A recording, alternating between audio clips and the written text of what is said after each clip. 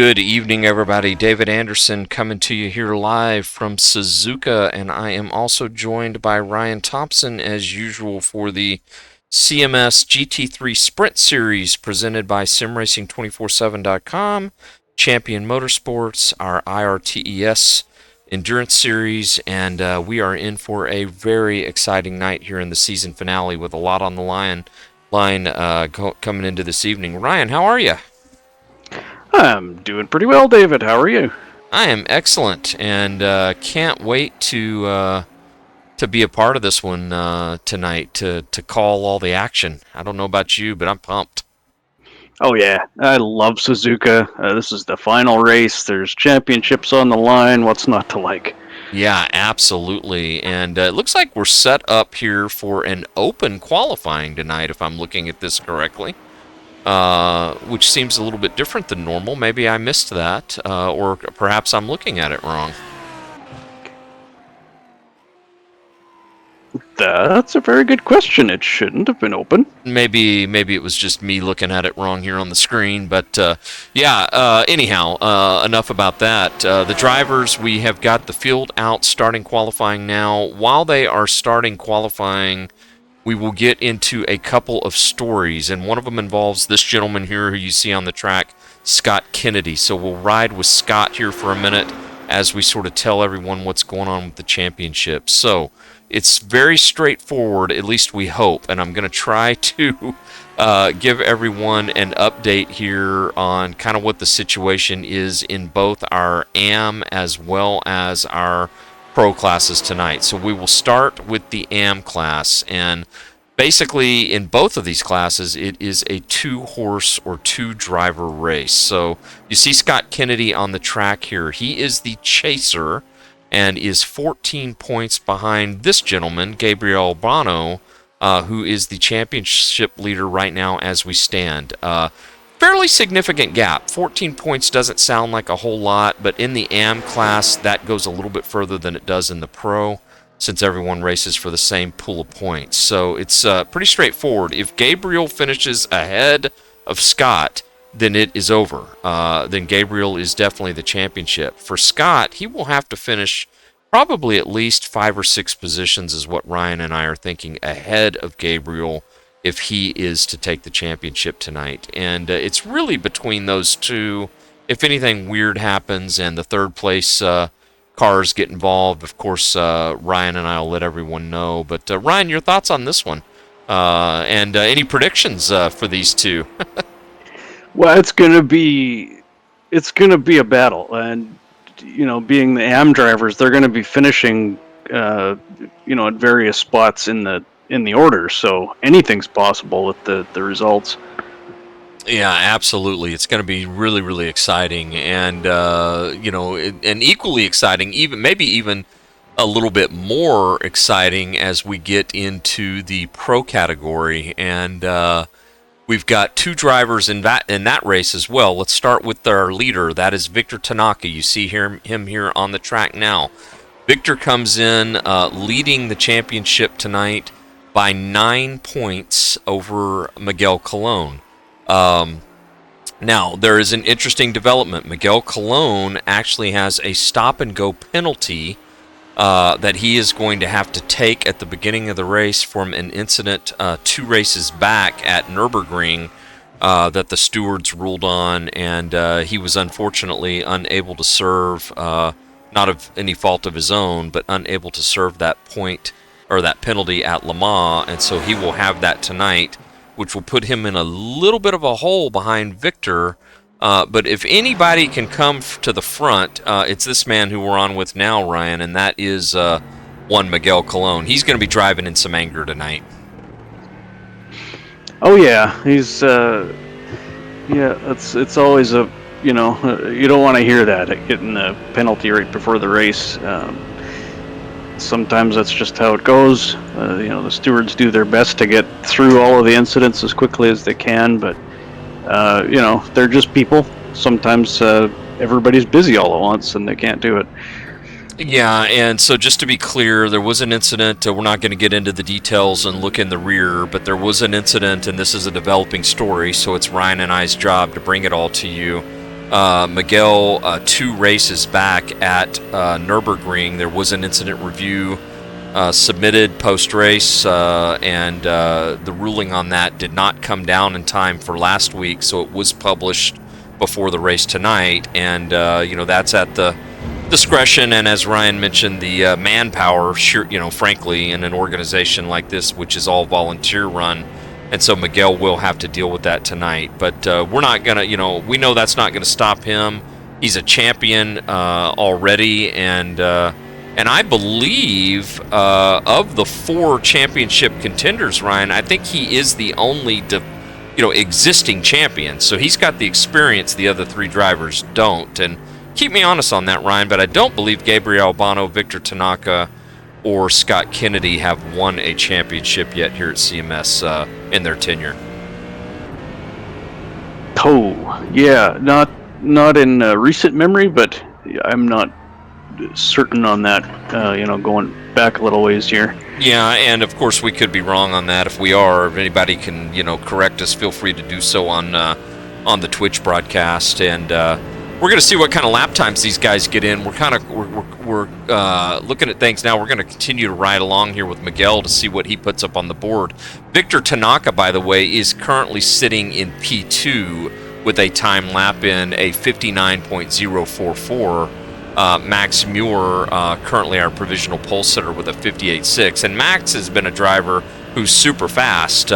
So he'll be up there, as well as many drivers. There's a lot of drivers. Michael Parker, Richard Hibbs, Kevin Ayers, a lot of guys that are going to want to go for wins tonight just to finish the season strong, Ryan. So I'm not expecting anybody to lay over for these guys tonight.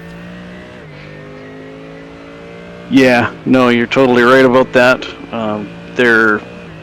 There's stuff going on everywhere on the track tonight, so it's going to be, no matter where we point the camera, we're going to see something interesting. Absolutely. Miguel Colon, by the way, vaults up the leaderboard here into 4th position. So this is important because with Miguel having to take the stop and go here early in the race, we will, it will be important for him to maintain as much track position as he can to get out there. The good news for him and his team, and I'm not even sure that he's aware of this, I'm sure he is actually, because he would have been preparing to come into the night, but it is a 75-minute race. So plenty of time to get back up there.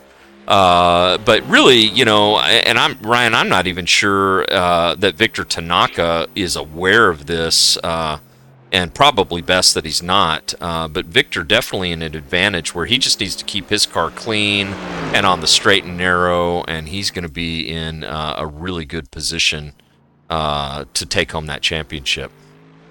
Yeah, that's true. He does have very determined Michael Parker, Justin Hess, JT. Those are all guys that can challenge for the lead. Paul Darling, all the top runners here have been leading races or winning races at some point. So those are valuable points at the top of that list.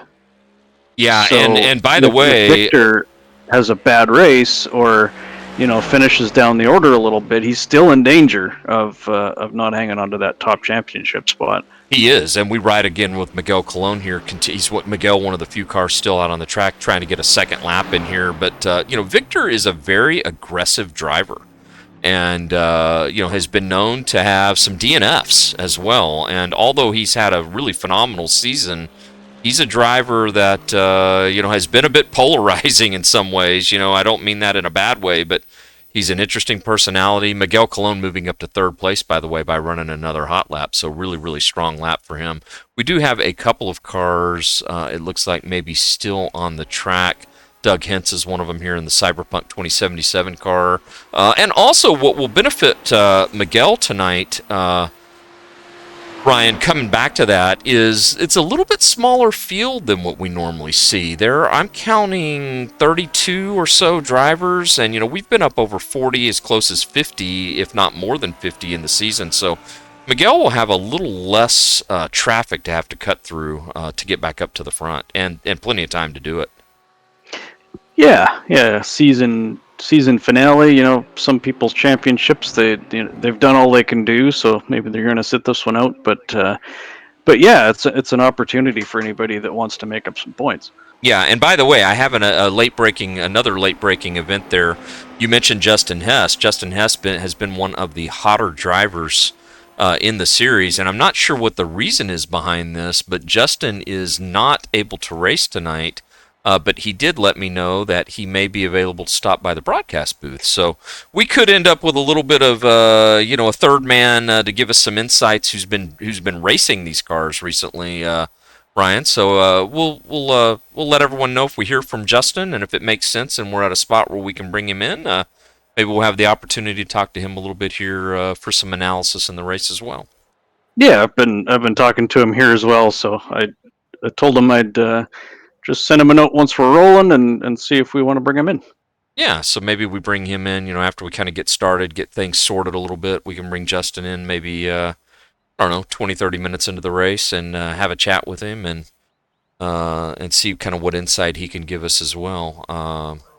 So I'll rely on you to help me when you think it's the right time to bring him in, and I'm excited to have his insight and analysis if we get that tonight. Absolutely.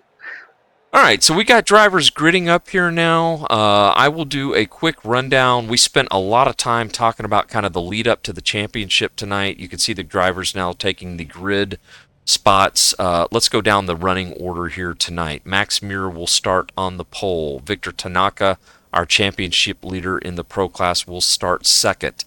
Miguel Colon will be third. He is the antagonist, if you will. We got the protagonist and the antagonist, and we could swap those around. But Miguel Colon is the chaser, and we've talked about Miguel and his situation tonight. There's some drama involved there where he will have to make a stop-and-go penalty. Michael Parker will roll off fourth, Richard Hibbs in fifth. Then in sixth position, this is a key position, Scott Kennedy is going to be in that advantage spot over Gabriel Albano. And Ryan, the other thing I'm noticing, with Scott in sixth, Gabriel has really opened the door. He qualified only as good as 15th. So that's enough positions. If they were to finish in those positions where they're starting, Gabriel could lose that championship to Scott Kennedy. So little surprised that Gabriel didn't have a better qualifying. Yeah, and for anybody looking at the numbers, Scott Kennedy's number has changed to a pro number. That's for next season. He's still an AM for this race.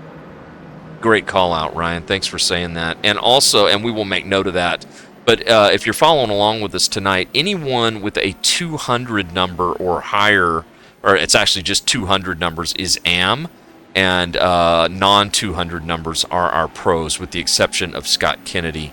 That's a little bit of a jump the gun with his number change for next year. So here we go, Ryan. We're going to get started. Max Muir, Victor Tanaka, they are door banging here for position before we take the green flag. And here we go. We are green, headed down into turn one. The field fans out down this long straightaway. And it looks like Max Muir and his pink Porsche is going to grab that lead over Victor Tanaka. Miguel Colon right on the tail of Victor as they are heading into the first few corners and going to get into the S's here at Suzuka. Looks like at least the first 10, 15 spots, Ryan, we've got a fairly clean start here. Yeah, everybody's fallen in line already. Difficult to get around in the S's anyway. Yep. Just going to kind of watch this here for a few minutes. These are two championship contenders right here. Second and third place, just chasing Max Muir, who's already kind of broken out to about a 7 or 8 car gap on the two of them. We do not think Victor Tanaka is aware of the situation with Miguel Colon, but he probably will become aware of it here if Miguel comes in here on this lap.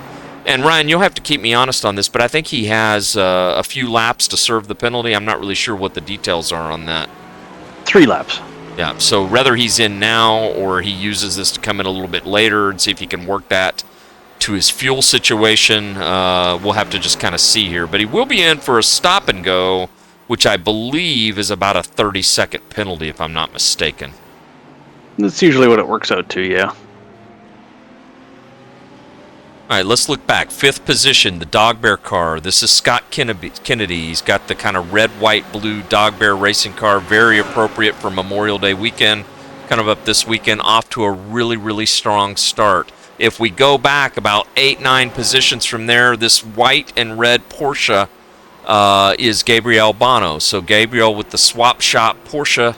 A little bit of smoke ahead of Gabriel. Not sure what's happening there. Looks like a spin up ahead, Ryan. Gabriel gets through it. That was Stephen Yanni off. And Albano, that had to be a pucker moment for sure. Yeah, looks like Peter Robitaille, the Christmas sweater car, got collected in that. But everybody else pretty much made it through.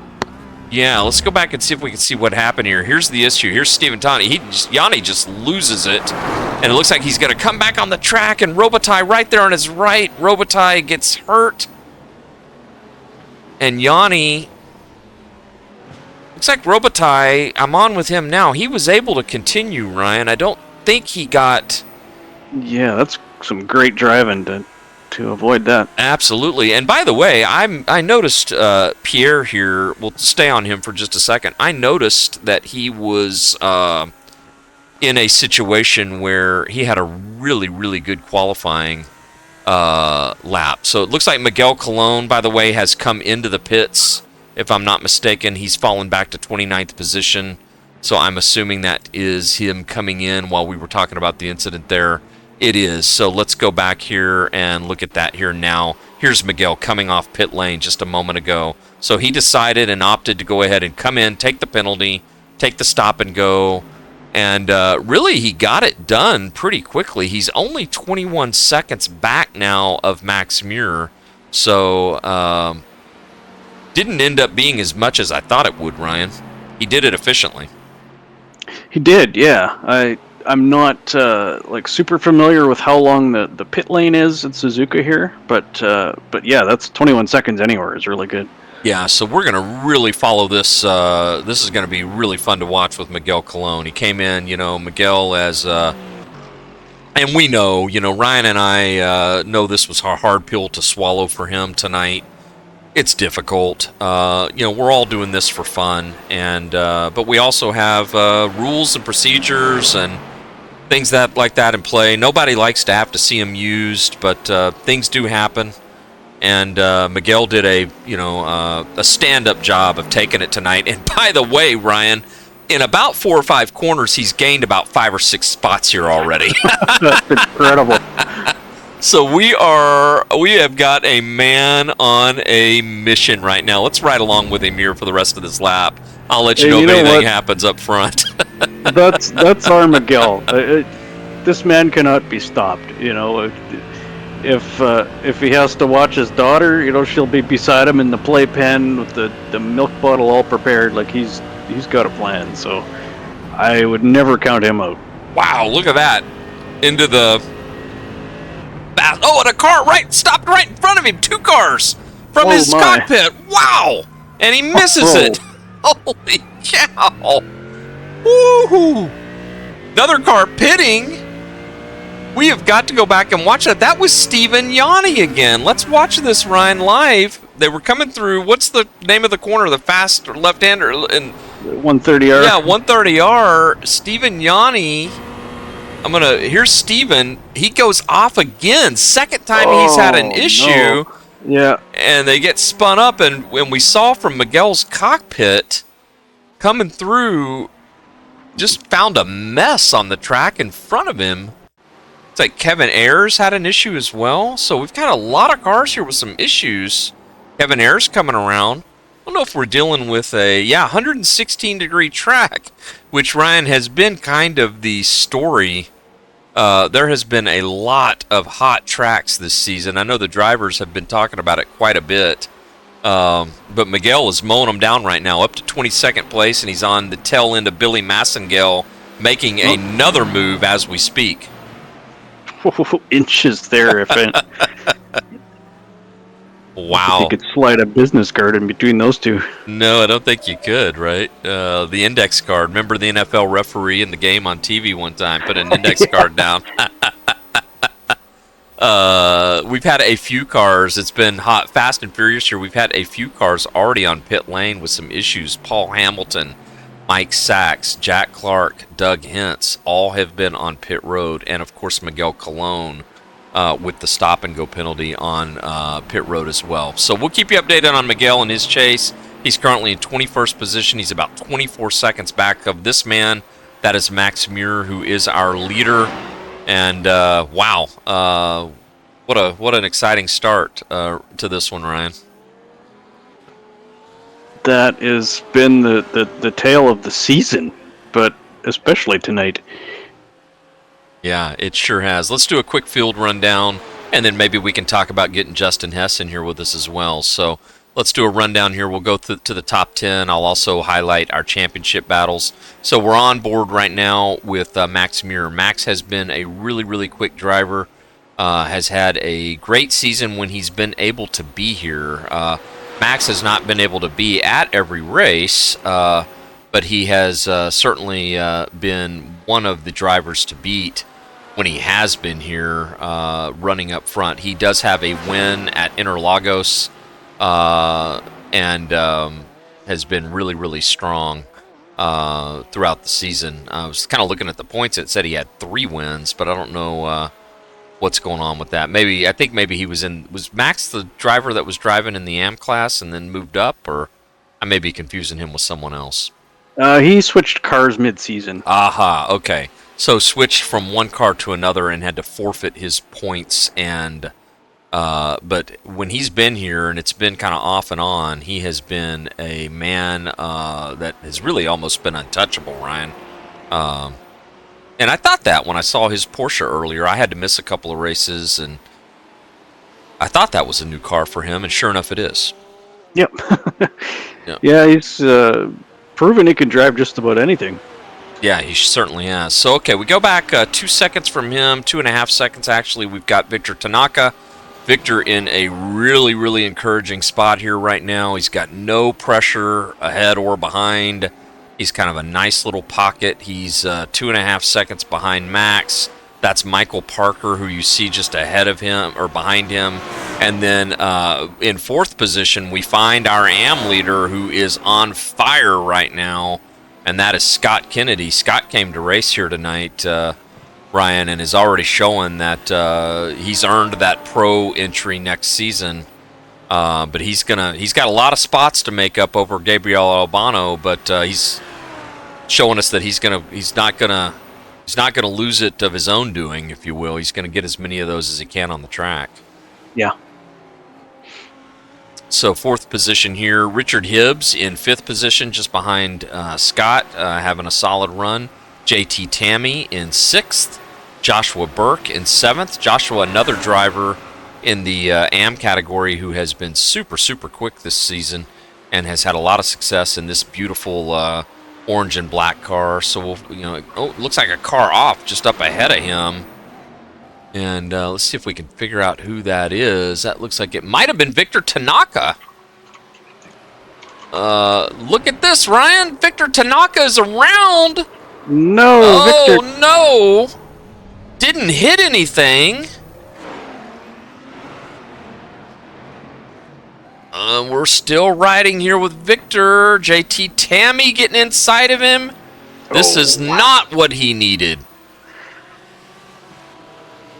Not at all what he needed, Ryan.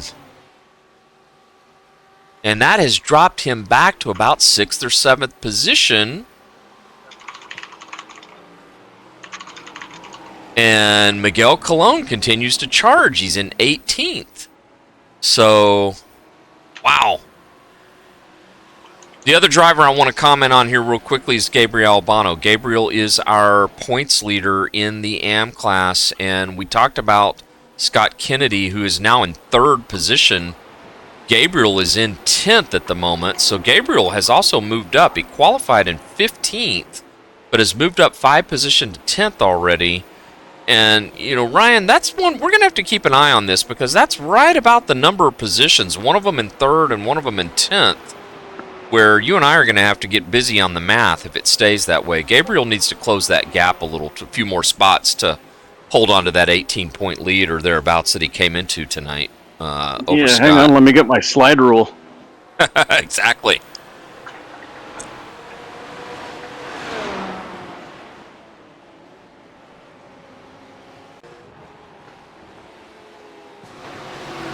back on here with Victor Tanaka.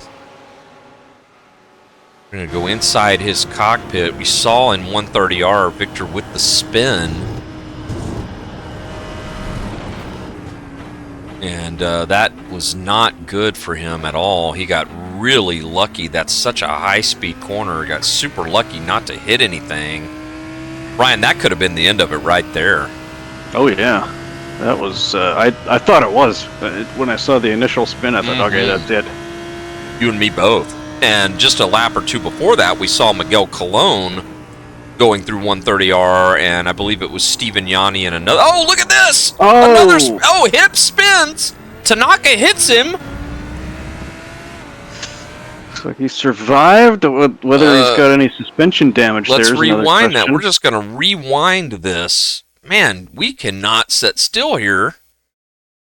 Here's the issue.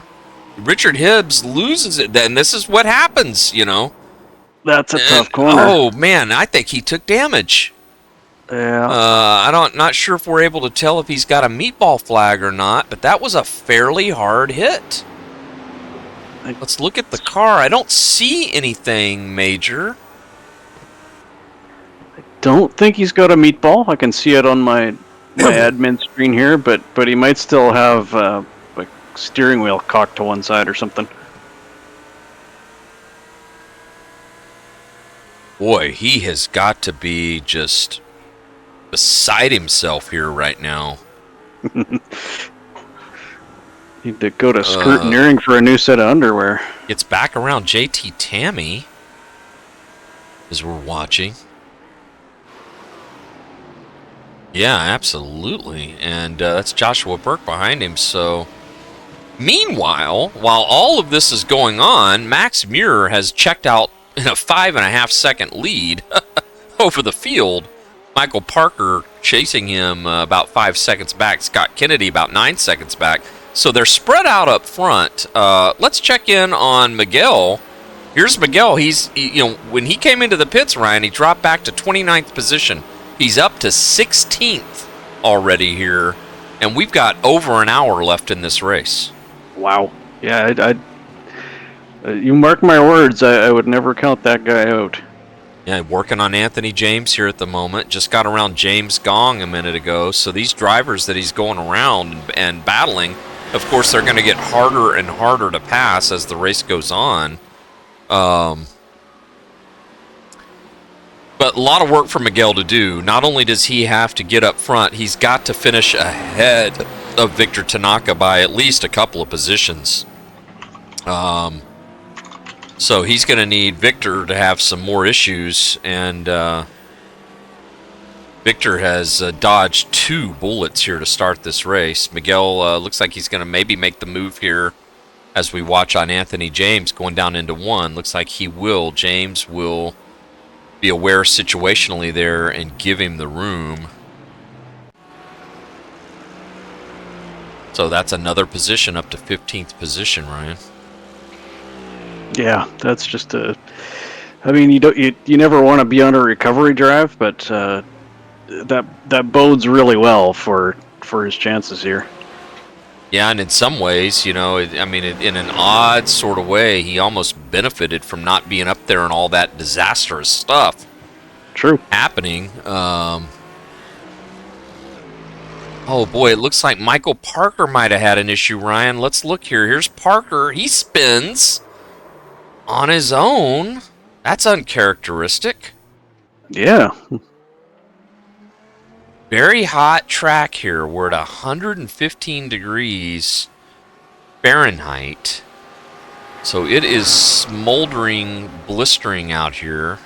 That's 46 Celsius for my fellow Canucks. Yeah, and Michael having this issue. Now that's Scott Kennedy, our AM leader and antagonist in the championship battle, all the way up to 3rd position. About 7 positions between him and Albano. So I may ask you to get that slide ruler out, or if Justin comes by, we might have to put him on that job. He's a young whippersnapper with a college student probably can work up the math for us. There you go. Looks like Parker is okay. I'm also monitoring Victor Tanaka here. It looks like he's okay. So I've not seen much of a drop-off from Victor after that contact with Richard Hibbs. He seems to be okay in all of that. And so we ride along kind of looking zoomed out here on Tanaka. Does not appear he has damage that's going to be anything to worry about. Kind of a drone view here of his vehicle. Such a great circuit to finish the championship on, Ryan. No better place to have a fun race than Suzuka. Oh, yeah. Challenging, different. I mean, it's got an overpass. Yeah, I mean, how many tracks can say they have that, right? Yeah. Got an update from Jack Clark. I didn't see the incident, but he took some damage, went in for a fast repair. And it still wasn't enough to fix the car's handling, so he's out. Okay, let's go back. I think I may have that right here. Here's Jack. Like he was driving okay, and that's a hard hit. Oof. Straight into the wall.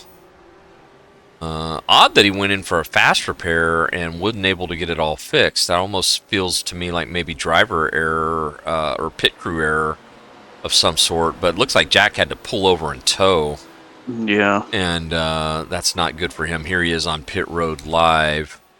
So, unfortunately, he has had to retire, and we rejoin Miguel Colon. And look, he's working on Mike Tyler here, another position as he's going to look to maybe clear Mike going down into one. Mike's going to make him earn it here, Ryan. Tyler having a good run. Gets it done, yeah.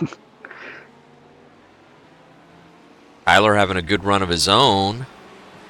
That moves him up into the 13th position, and now Leonard Burke is the next driver ahead of him, and Larry Ford. So, and then that's 12th and 11th place. Gabriel Albano is our 10th position pilot at the time. But Miguel, boy, he's been up front and then the back, and now back heading to the front.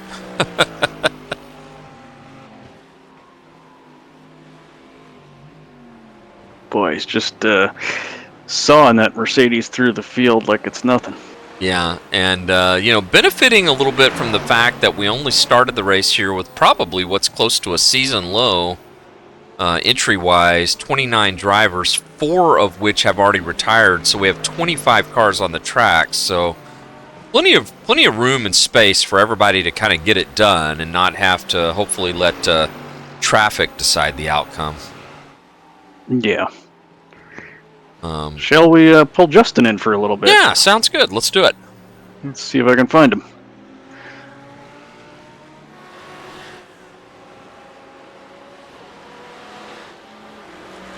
While Ryan is doing that, I will do a field rundown for the AM class. We'll start up front with Scott Kennedy. Scott in 3rd position overall. We've talked about him quite a bit. He is the only AM with a non-200 number tonight, as he prepares to move into the pro class next season. But for tonight, he is an AM. He is 2nd place in the points, and he is currently in 3rd position. Back in 6th position is this man, Joshua Burke. Now, Joshua has been one of the faster AM drivers himself. He has had several, more than several, 4 or 5 different podiums throughout the season, and has had a great season in his own right. In 3rd position, in category, or in class, I should say, and 10th position overall is Gabriel Albano, and then 4th position just behind him is Larry Ford. Larry has had a really great season himself, and he was quick to tell me. He was like, hey, David, I've been having a pretty good season. I talked to Larry last week, and he said that I had mentioned that he snuck up on us and was quiet, but that he's been having good run after good run, and he continues to prove that tonight. So Larry with another solid top 5 drive going here. And then a shout-out to Leonard Burke. This is Leonard actually being passed by Miguel Colon, we talked about. So that's Miguel Colon going around him into 12th position, but Leonard is in 5th position in the AM class, and this is probably a season-high I would think, or close to it for Leonard, in what has to be the ugliest car on the track, guys. So I don't know if we got Justin in here. Is Justin We with do. us? Hey, Justin. Hello, Justin. I am indeed. How are you, sir? Not too bad. I got home a little late, so I had to miss out, but overall, it's not been bad at all. Well, that answers the question that we had as to why you were not here tonight. Yeah, as far as racing goes, right? You're here. You just are not out on the track. Yeah, I mean, I had work to do on my car and just not enough time to do it. Yeah. Well, I don't know what you have. A car off in front of Leonard Burke there. That looked to me like it might have been Mark Johnson. Look at this. Here we go, guys. It's 130R again. Mark Johnson, can he keep it? Oh, he can't keep it off the wall. And Mark in the McLaren, that's a bad accident and very, very, very out of character. So this is the second driver. It looks like he had to tow. Second driver that we very rarely see wreck have a big issue in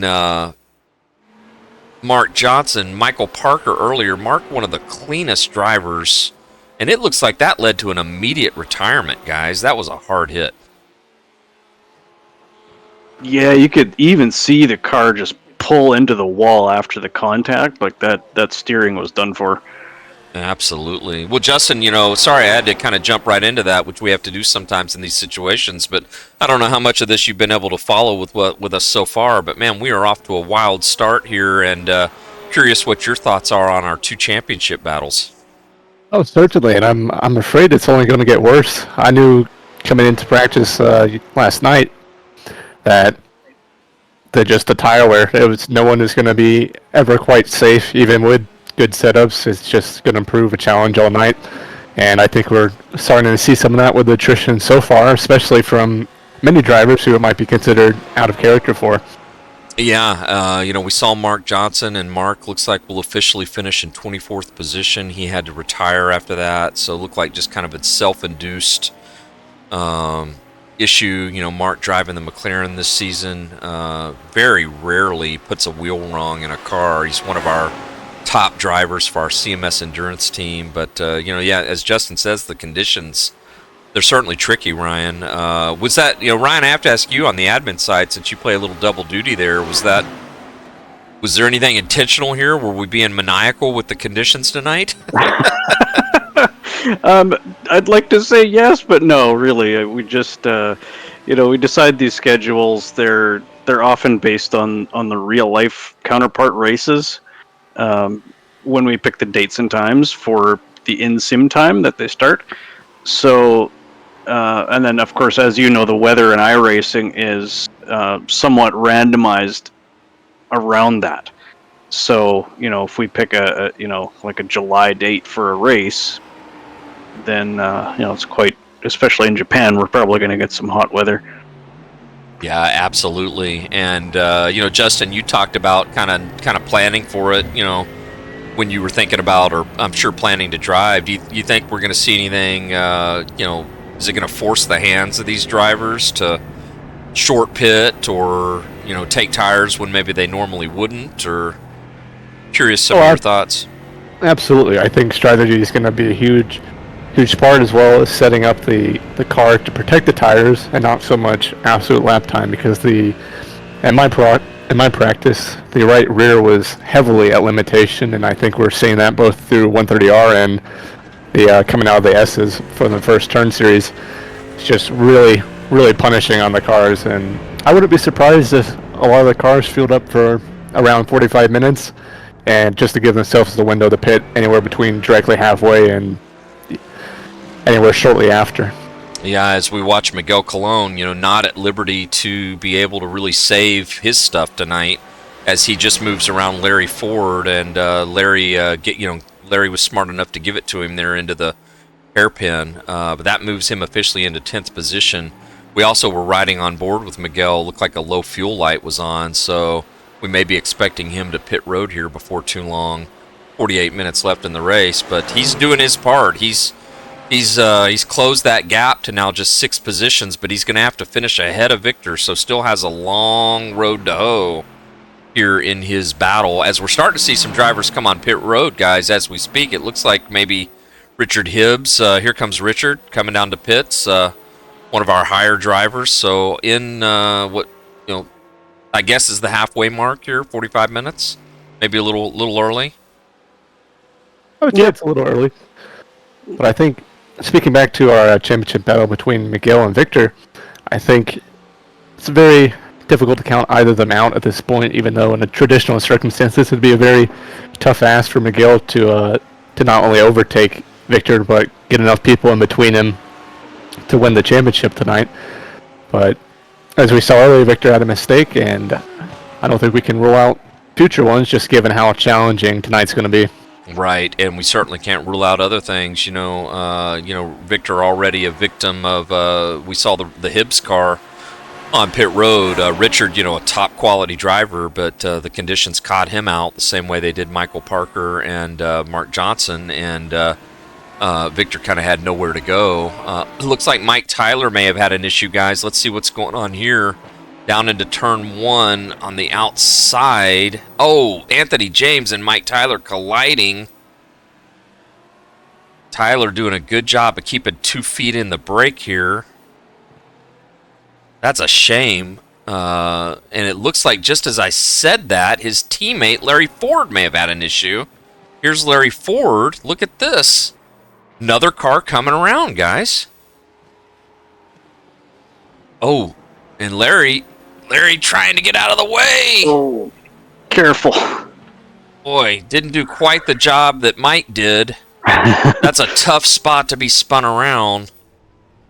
And boy, that was almost like monkey see, monkey do from teammates. I mean, Justin, I'm curious, you think that had, these guys are probably running the same setup. I know they generally do. Same car, same setup. Now you can see them both together on the track. That's something mechanical with these guys? I don't know. Unfortunately, I imagine it's a limitation all the drivers are facing quite now. As much as I would like to say I could have found a solution to it last night, I really didn't, and I tried many, many different things, and I'd like to think I have at least a little bit of know-how on how to set up a car in iRacing, and the traditional approach that I've recently found with a car that worked very well in the last 2 rounds just completely, tore up that right rear, and I think we're starting to see that a little bit.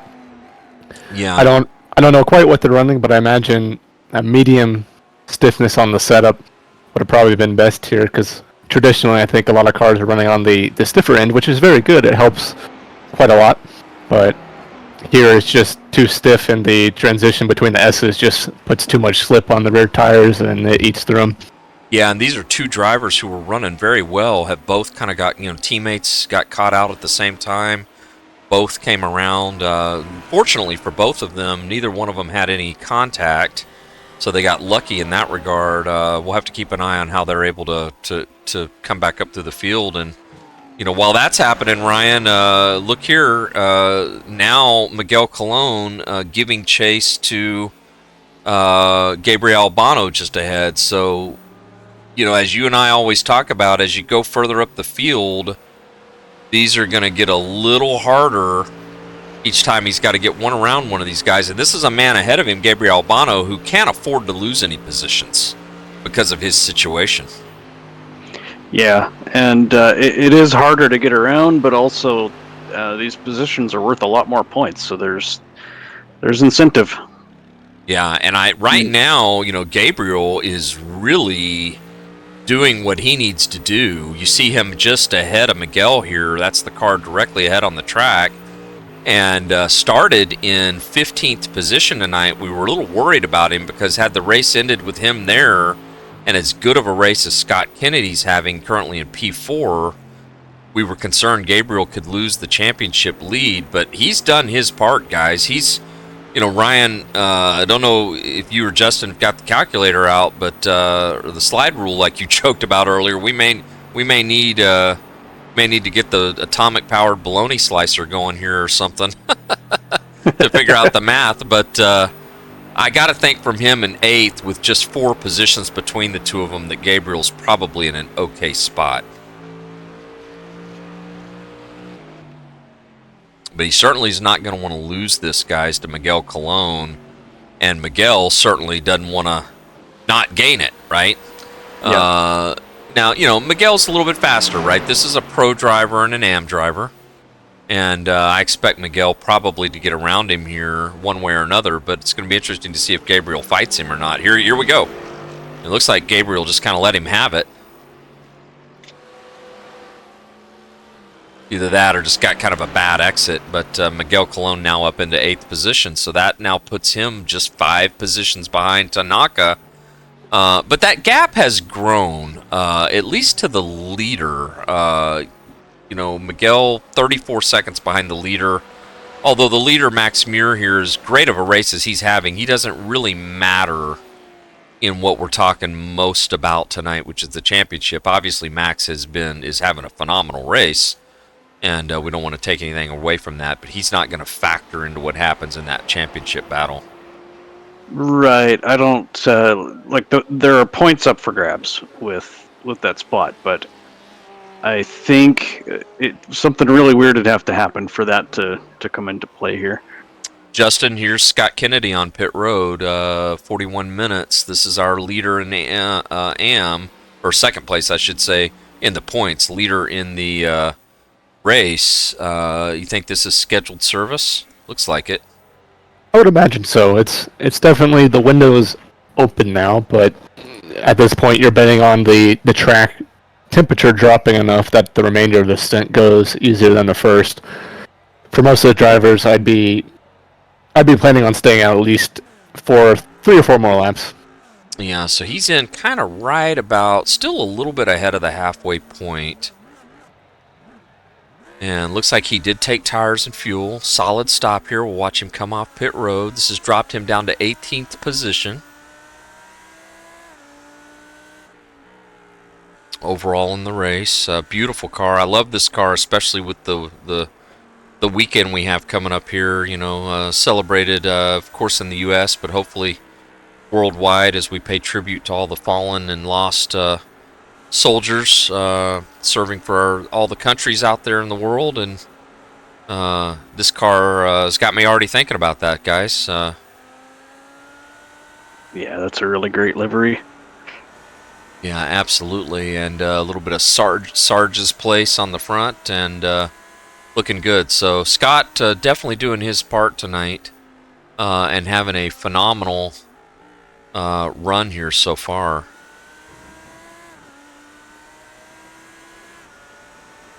Like James Gong may have had an issue here, guys, just recently. And look, it's 130R again. That was oh man, 130R, Justin, it's killing these guys. Managed to hit both ends. Yeah. This looks like he's going to have to get to the pits, doesn't it? Probably. Yeah, here he comes. This is probably coming in for a fast repair and service. There has been, that's always a high action corner, but tonight it is especially treacherous, and you can see a bunch of cars on pit road while that was happening. He's back out here live now. I went back in time briefly to catch that incident, which we had missed. Right. Justin, you've done practice here more recently than I have. You can't take 130R flat out anymore, can you? Especially not tonight, but... No, but a little lift should suffice. If anything, that looks more like I would say less a driver failure, but more a setup failure, just due to the way it happened. Right. No, I just mean in general, like what the drivers are having to do here tonight. Oh, agreed. Yeah, both turn 7 and 130R are definitely on limitation and grip, and I would just say, a quick lift, lose about 10 miles an hour, and you're through 130R just fine. But if you have a good setup, I'm sure it's quite fun. If you have a not so good setup, I'm sure it's rather terrifying. All right. Yeah, looks like Michael Parker is on pit road here. Here's Michael coming down pit road now. So this is our highest driver in the race to pit. That's going to bring Victor Tanaka back up to second. And, Justin, the other question I have for you is, what is Max Muir doing differently than everyone that's got him 21 seconds out in the lead here? I mean, these are some fast drivers in the league. Guys like JT Tammy, Victor Tanaka, Miguel Colon, Michael Parker, some real pro drivers, but he's spanking them tonight. This is a good old ass whipping. Fortunately, I'll try to not let my own personal biases get in the way, but he's ultimately no way about it. He's just driving better. Yeah. He switched to the Porsche. We both started in the Ferrari, and he switched to the Porsche, which is actually probably a bit to his detriment in some ways once I figured out the Ferrari. But as a driver, he's very talented, but he has some work to do on the setup side of things. That would definitely be one of the main weak links, if there are any, of him, is just not understanding that quite yet. So as much as people aren't going to want to hear this, as he starts to put that together, I think the gap can only grow. Yeah, wow. I mean, we ride along with him here now, and you can see a little bit of lift there, like Justin talked about, Ryan, as he goes through 130R. But boy, he is really, really looking. I mean, look at how he's just hitting his marks so smoothly, and he's making mincemeat of these guys tonight. I don't know. And I've gone in the race with them both many times in iRacing and several more times in the real world in karting, and unfortunately, he's very quick to my own dismay. But he does a good job, and he's a good guy. I like him a lot. He's a good friend of mine. And is it fair to say that you and him are teammates, Justin, as well, or just buddies? Yes and no. We're definitely buddies, and we've been both teammates in the road and in iRacing. But at the moment, I can't really help him too much in the Porsche. Yeah. Why did he just want to try something different, or? Yep. He just wanted to try something different, and honestly, I don't mind it because it helped me find a bit of time in the Ferrari that he didn't have to have. Yeah, that's fantastic. I mean, he is really, really off to a great drive tonight. Well, guys, one of the things we always like to do, and Ryan, let's have a little fun with this. I'll call some of these guys out tonight and let you chat a little bit about them. Let's talk about some of the guys we don't always normally get a chance to talk about. We always like to highlight everybody, give guys... Oh, and right as I go to him, Bobby Polisethkos, he's into the wall. So let's start here. He's who I picked, and what did we just see here? Let's rewind this, guys. Was this... don't tell me this is 130R. It almost looks like he crashed on going in a straight line. Let's just watch this here. Tell me what you see, Ryan.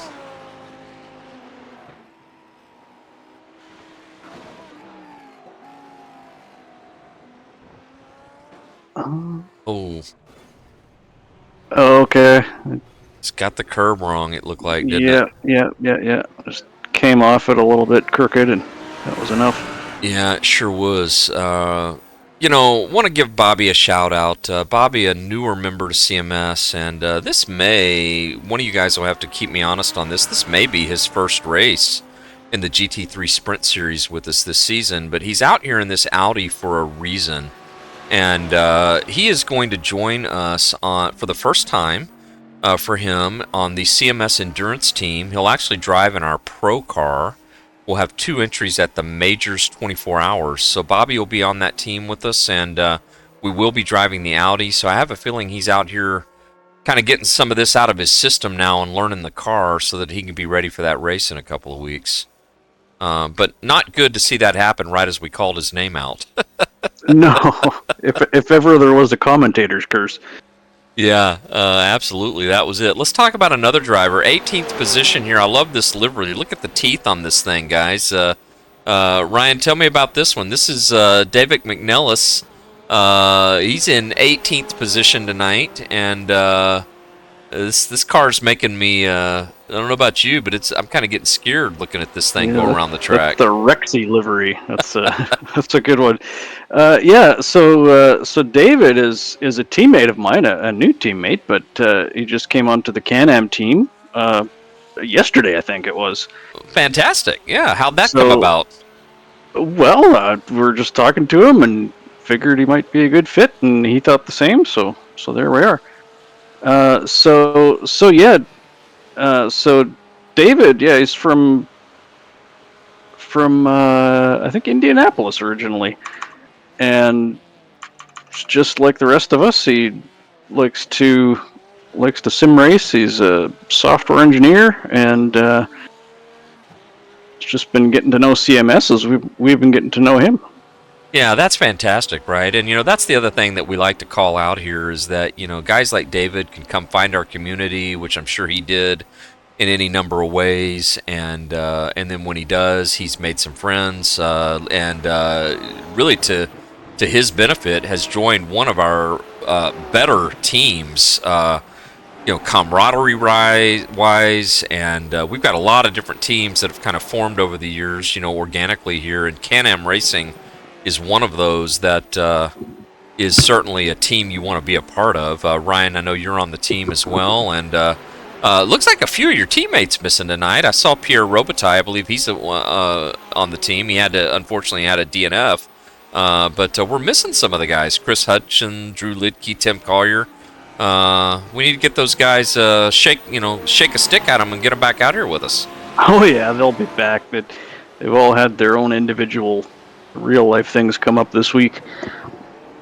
Yeah, absolutely. Another driver that we've talked a little bit tonight, but I want to comment on here, and Justin, I'll give you this one. Mike Tyler, we saw that spin he had, did a really good job keeping his feet on it, but this is one of the drivers higher up in the field yet to come in and doing kind of what you talked about, kind of driving the tires as long as possible.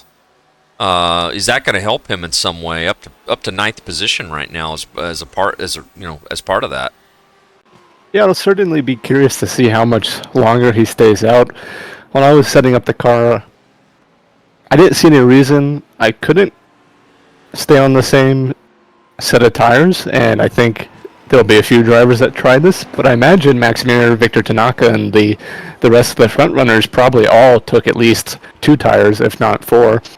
So I'll be quite curious to see how that happens, because if he goes much farther than the halfway distance, he's going to be on a slower strategy if he does take more than 2 tires. Yeah, and he's definitely past that now. And guys, don't look now, but can we stop the race now is what he's asking. Our leader for the moment is Miguel Colon. So don't you know he's ready to get this thing, just get it stopped, right? He's wishing this was a 60-minute race instead of 75 tonight. But the fact that he is even up here leading right now goes to show the type of race he is having. My Lord, what a great drive. Oh, definitely. I think no matter what else happens, he has shown us why he is in the place in the championship that he is. Yeah, absolutely. And, we talked about Miguel, being in the unique position of the 4 contenders tonight across the 2 classes of being the only one that's a champion. And so he had that experience that some of the others don't. But Justin, I know you've won a championship here at CMS in this Wednesday night series, if I'm not mistaken. Let me know if that's not the case. I think you did a few seasons ago. And, tell us kind of your mentality going into that. In the GTE car, correction, I believe I have, and it's pretty much the same mentality I have for endurance racing, and it's you take no risk, and any moves that are 50-50 or less, any moves that you might have to get out of the way, you have to get out of the way, or at least be prepared to, and just avoid taking damage. I can't speak for Max Mir currently, but if we look at the current championships past Barcelona, I think besides Max, I have one of the highest average point amounts, and I certainly wasn't the fastest, not even the fastest at the Nürburgring. I was probably the quickest at Le Mans if Max was there, but there's only one race where I was predominantly the quickest, but I still take away, besides Max Mir, the highest average amount of points, and that's just from being consistent and safe and not getting caught up in incidents. As much as I like racing with Victor, and he's a decent friend of mine, I think at VRR we saw that caused him some trouble. And, it's incidents like those that cost you 10, 15 points easily. And when you're dealing with people like Max Muir and Miguel, it's not easy that you can beat them, let alone have 3 or 4 cars in between them to make up that difference. So even though there's many times where I'm not the fastest, I try to stay out of trouble, and that normally pays dividends more so than being the quickest. But at the same time, you can look at Max Muir. He does the exact same. He's very clean, generally stays out of trouble, and has that little bit more than what I would. But likewise, I don't think we've seen him get involved in any incidents thus far, and hopefully that's not a commentator's curse on him. It's just there's a risk reward you got to factor in, and everyone's going to be different on that. Yeah, I want to come back to a comment you made about the take no risks thing, because that really stuck with me when I first heard you say that a while back. But before I do, let me ask you as well, what's going on here? He came up, Max came out of the pits. Miguel has not pitted other than the stop and go. Max came up on him, though, pretty quickly. It just kind of shows you the race Max is having and kind of where the true order is here, knowing that he's going to have to still pit. But he started flashing his lights, and Miguel just was not going to let him go. Miguel decided he was going to race him here, and I'm curious what you think Miguel's mentality there was.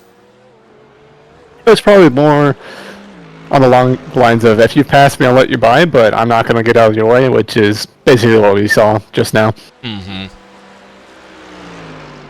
Yeah, and one of the things, Ryan, that Justin said to me a while back, and I really took it to heart, as the team principal here at CMS for our endurance efforts, was take no risk, especially like in a 24 hours of Daytona or 24 hours of Le Mans.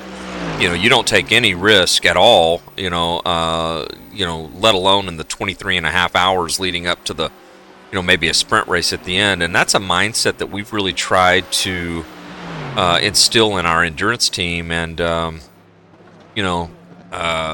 it's interesting. It's Ryan, this is one of the things I'd love to hear your thoughts on, but that's why you have, so as Miguel Colon comes to the pitch, you have some drivers who are really, really good sprint racers, like a Victor Tanaka as an example. And then you have other guys like, maybe a Paul Hamilton, who is just, in some ways, better suited for an endurance drive, right? Yeah. Well, I mean, it's a personal philosophy of mine, too. Like, I had a lot of races, I make up most of my spots just staying out of trouble. Yeah, and I've always been the same way, right? I'm not going to be the fastest guy out there, but you can trust me with the car. And everybody's different skill levels, and we welcome that. We've got some guys who are continuing to work on racecraft and learning and car control and whatnot. But those are the things that we look for on our endurance teams for sure. Is a lot of times we'll take a driver who's slower on pace, and and when I say slow, still competitive, someone like a Paul Hamilton, who we've talked about, recently on a couple of broadcasts. Unfortunately, Paul had a DNF tonight, not a representation normally of his driving, but we look for someone who's consistent more than anything, because that's how you win those longer races. Yeah, and I want to take a second just to shout out the Twitch chat here. There's well, at the moment, it's a little bit of a pity party for all the people who have fallen victim to 130R. We've got Bobby in there. We've got Jack Clark. They're just retelling the tale of the horror stories. Demise. Yeah. Yeah, we could throw. Let's see here. Let me go down the list. We talked about Paul Hamilton. I don't know what happened to Paul. Mark Johnson died there. James Gong is out of the race, guys, and I'm going to go back and see if I can't figure out what happened with James. I think I have it here. Let's watch this here. Please don't tell me it's 130R, but... Oh, is it? It sure is. There's another one bites the dust, guys. James Gong. The similar... Is James in the chat with a tequila in one hand and a Kleenex in the other? Probably still at the bar. That is another car, another driver. Justin, you've talked about it. What do you do here, right? If what are these guys doing wrong? Are they just pushing it too much? I wouldn't say so. I wouldn't fault the drivers near as much currently, because even I struggle massively, and it's just going to be it's going to be for a lot of them uncharted territory as far as what their limitations are on the car. And I mean, I had 3 hours of practice the other day and could barely make a setup which I thought was worthwhile. Now I think I would have had a race pace 3 or 4 tenths off of max, which I'm sure a lot of people would have liked to have, but I just was very concerned about that right rear, and even going through it several different iterations, I still couldn't get it to quite somewhere where I was happy. And you had to set up the car in a way that the fronts are going to be your limitation regardless. That's much easier said than done, because as much as I wanted to set it up that way, the right rear still became my limitation. But if you're going through turn 7 or 130R and you have a balance that naturally trends towards oversteer, which is not a bad thing to have on most circuits in my opinion. A little bit of oversteer is nice because you can only manage it and manage the tire wear a bit better. But here, just 130R, it'll bite you. If you get on the curb and you lean on that right rear tire too much, it'll spin you. If you have too much forward bias in the aero map, it'll get you on the entry. Like we've seen a couple guys that don't even drift very wide at all. So it's just one of those things.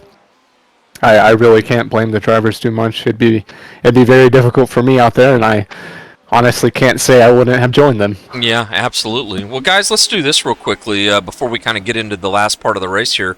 Let's, as he's being lapped here, I was going to call Peter Hebron, and I know I've got that pronunciation, Ryan. You're going to give me a pronunciation tutorial in the off season, but Peter, the last car on the lead lap, or he was until you just saw Max Muir go around him.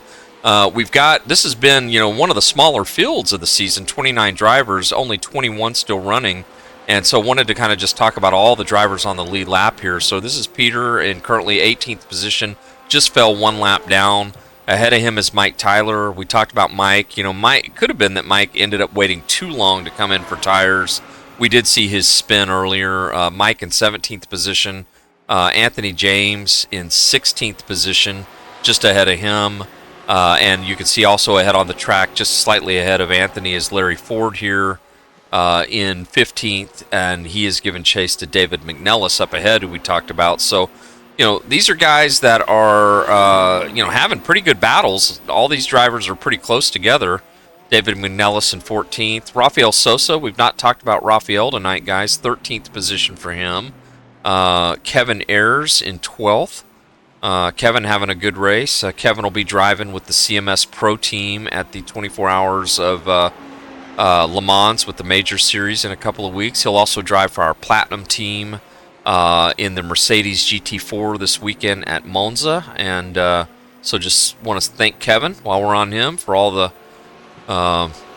engagement and racing he does here with season at CMS. Here is our man of the hour, and I think he's in a good spot, guys. We'll go ahead and talk about this. Gabriel Albano, 11th position, and Scott Kennedy has fallen back to 8th.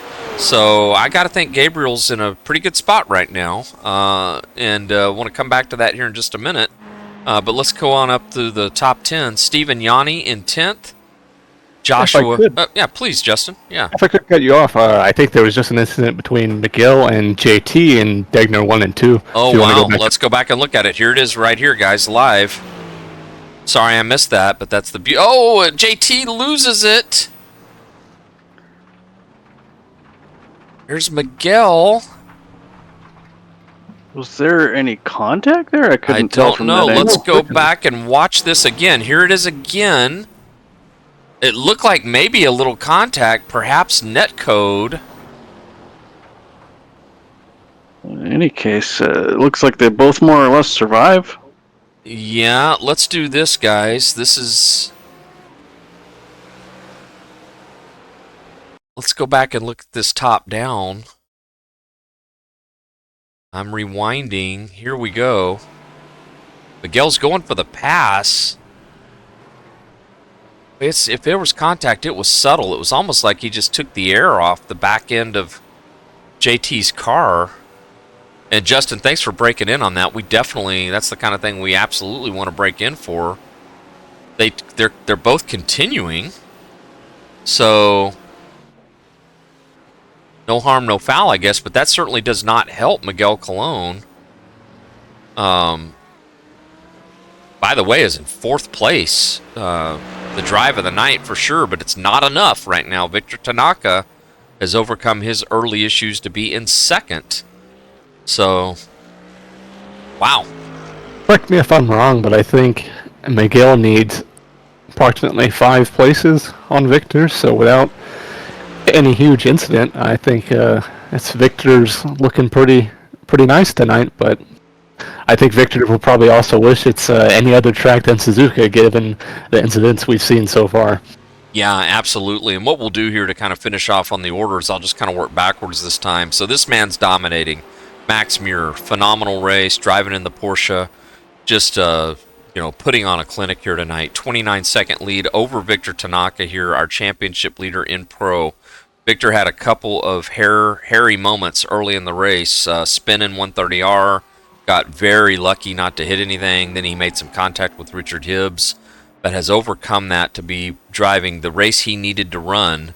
No Victor wanted to have a victory. He's not had a victory for Victor in the championship, but he's been the most consistent driver and the most podiums, and he's been here every week.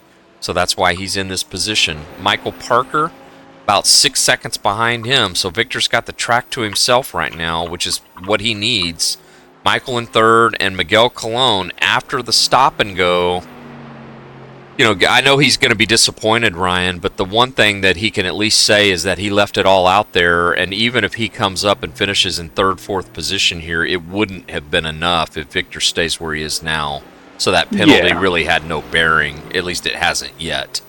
Right, and but again, just proving why he belongs in championship contention with this run is really incredible and great to watch. Yeah, absolutely. We're really proud of him, and we know there's a lot been going on with him lately, and certainly wasn't happy about the news that came down tonight, but we definitely want to thank him for manning up and owning it, and he's really putting it all out there on the track tonight. JT Tammy, like we said, guys, he took a wild ride here a minute ago, Justin, but I don't see any damage on this car. Looks like he's okay. Just Code Brown moment, right? Hopefully so. I know iracing can be pretty interesting sometimes when it comes to damage. I've seen more than enough LMP2 cars hit a wall at 50 miles an hour and walk it off, and I've seen GT cars take a bump of a couple miles an hour and have a broken suspension. But provided he looks stable, he looks good, he's either managing something really well or doesn't have any serious concerns with the car at the moment. Yeah, that could have been really big for him and Miguel. And it was hard for us to tell if there was contact. If it was subtle. Could have even been a netcode issue, but it looked like nothing more than really just a racing incident between the two of them there. Richard Hibbs has recovered from the spin he had earlier and is in 6th position. Richard has just been phenomenal as far as his driving this season. And then another driver we've not yet talked about tonight. This is making an interesting move all the way inside there. Edward Nelson in P7. Edward has quietly had a really, really strong season as well. And a lot of really solid finishes and just a great driver. So shout out to him as he is ahead of Scott Kennedy, who continues to look like he will potentially be our winner tonight in the AM class if nothing changes here in these last 15 minutes. But Ryan, I don't think it's going to be enough. Gabriel Albano has done his part. Never say never. We don't know what we're going to see here the last part of this race, but Gabriel certainly has answered the call and gained the positions he needed to keep the lead. Yeah, I think so. He's got a 14-point lead in the championship, so he's done enough here. Yeah, and looks now as we watch this is a great race on the track here for position. Scott is certainly not taking it easy. How does he get around him here, Justin? I kind of like the move he was trying to set up there, but a little late defensive move by Edward. But I think coming out on 130R will probably be his next best chance if he's right on the brakes. Past that, straight away out of the chicane is not very long, but it's also very easy to upset the car coming out of it. So at the moment, I think he just needs to be patient.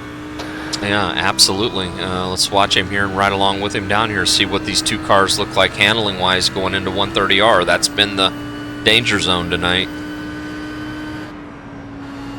little bit of a lift from Scott. See the traction control come on a little bit in the cockpit of the car. Oh, he's all up over him here. Really using those curbs aggressively, much more than Edward did. See if he can get up alongside of him going down into 1. Don't know that he's going to have enough distance here, guys. And he's got to be careful, right? He, certainly doesn't want to fall any positions. Although, this is the driver that has really nothing to lose, only something to gain, So he's going to probably try to be as aggressive as he can. I think even with the attrition we've had, if he were to have a DNF, he probably would still stay in second in the AM points by the end of the night. But can't find his way around Edward Nelson, and it's certainly not going to be easy. Edward is driving a great race and showing kind of ice water in his veins here. How do you handle that, Justin, when you got somebody really pressuring you like this? What do you try to do to not let it kind of get to you emotionally? You just make it so you can't see him, pretty much. Turn your mirrors the other way. That's one way to do it, right? Yeah. Just put your head down and pin your ears back. Yeah, but on a more serious note, I think a lot of drivers I've seen, you don't pay any attention to them, right? You just, whether it's your relative box, you turn it to the standings, right? So you only get updated how close they are behind once a lap, or you just don't look at them, because if they're going to come by, they'll come by. But past that, you just have to do your best to assume they're not there and just run your line, because generally speaking, without a huge error, it can be rather difficult to overtake. Yeah, absolutely. Guys, looks like, we talked about this man earlier. It looks like Larry Ford may have had another issue. Yeah, another spin for Larry. Eerily similar to the one before, so he's caught out on it. So something with that Lamborghini that is not agreeing with Larry.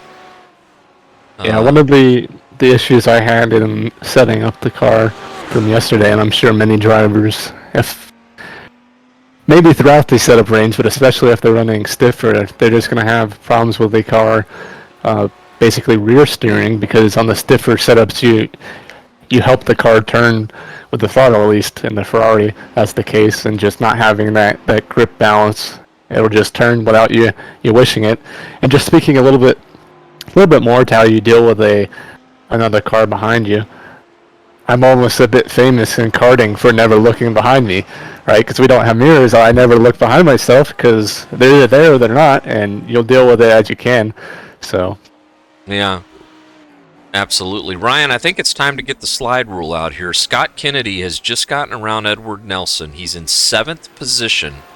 Gabriel Albano has been passed at the same time by Kevin Ayers. He's back in 12th. What does that do to our gap? That's a difference of 5 points. Okay. So it's not going to be enough. It's not going to be enough. It's much more of an undertaking for Scott than I thought it may have been. From 7th on down to 12th is not enough of a point spread. Yeah. Makes sense. Yeah, our points are pretty flat once you get like past 7th or 8th. Are they separated by like an increment of 1 or so? Yeah. Yeah, okay. So yeah, that's a 5-point gap, then that makes sense. And then I'm assuming it pays a little bit higher on the top end for the first, second, third place type deal. It does, but not even to a crazy degree. First is 45, second is 42, third is 40. Okay, do the drivers receive any bonus points, or is it just the points for positions out on the track? Nope, just the positions on the track. Yeah, by the way, looks like maybe Joshua Burke has had an issue. Yeah, another car coming around, guys. They're just having a hard time on the limit with these cars tonight.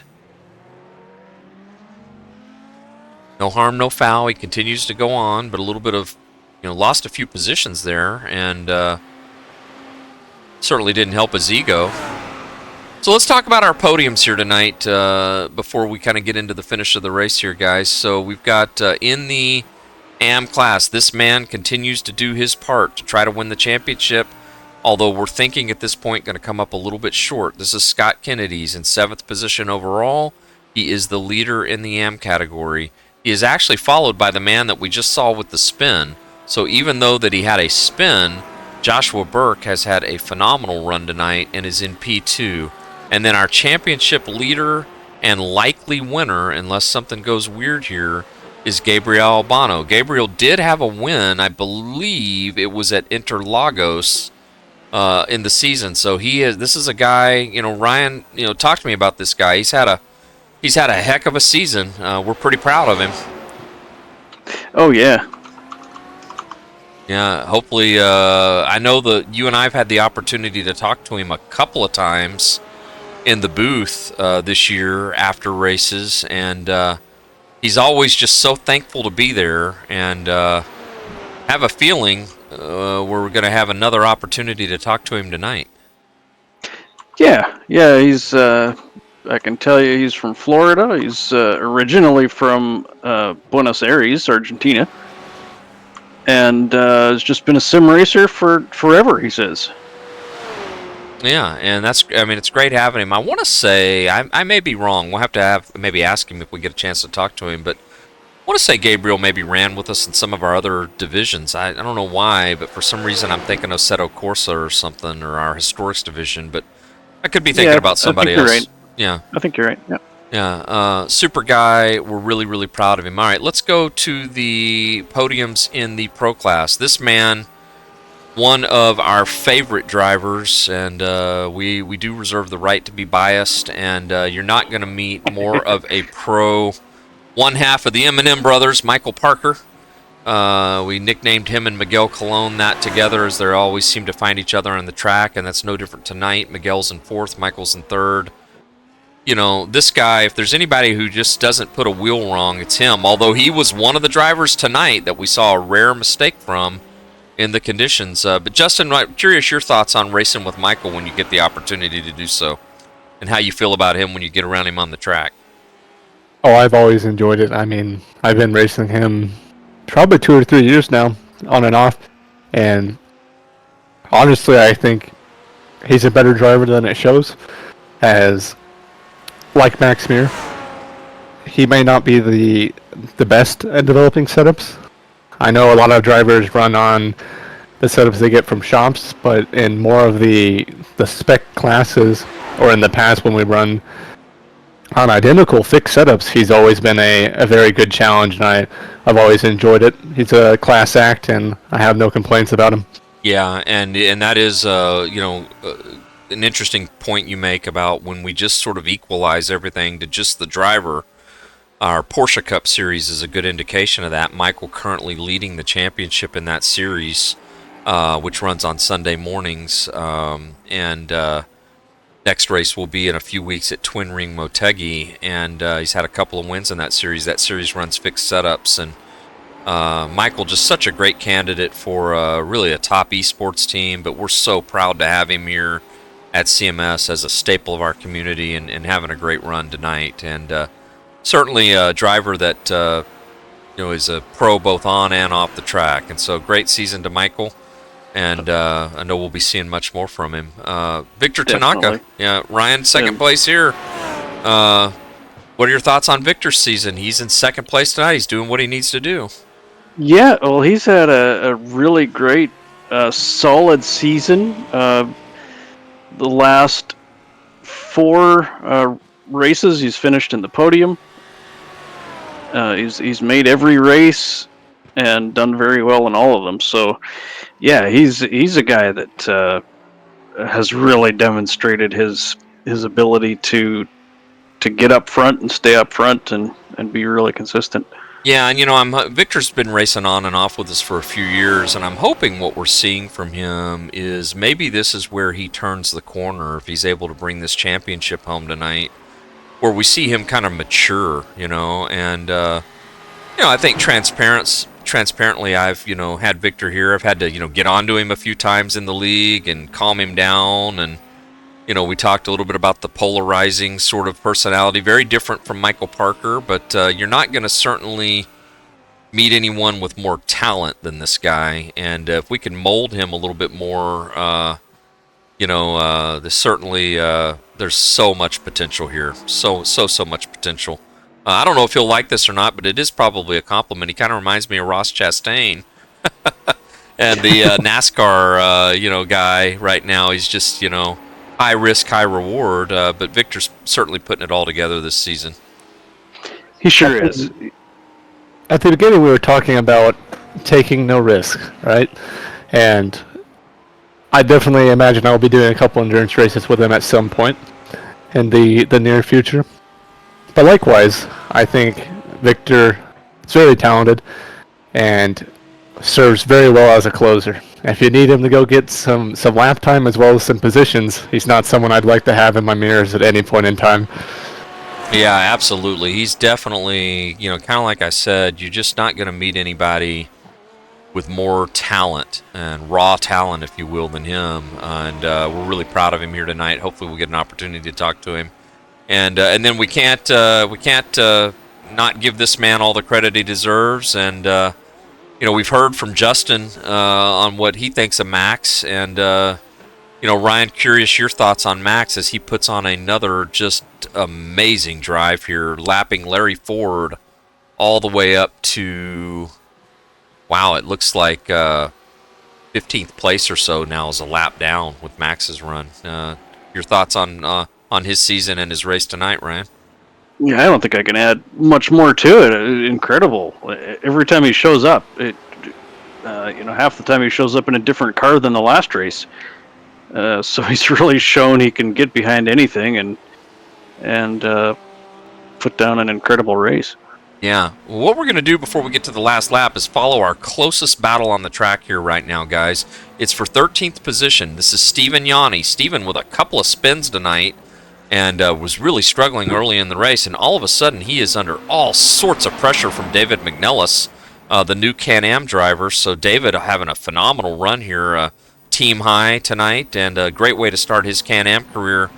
We'll see if David can kind of get around Steven here as we wait for Max Muir to take the white flag and we start counting everybody down. But how's he going to do it, Justin? Do you think he can? Does he have enough time, and where does he do it? He has enough time. I'd be interested to see where he does it. I think going into the chicane is always a good option. If he has a good might car, do it right here in the spoon. Yeah, he thinks about doing it right here in the spoon curve.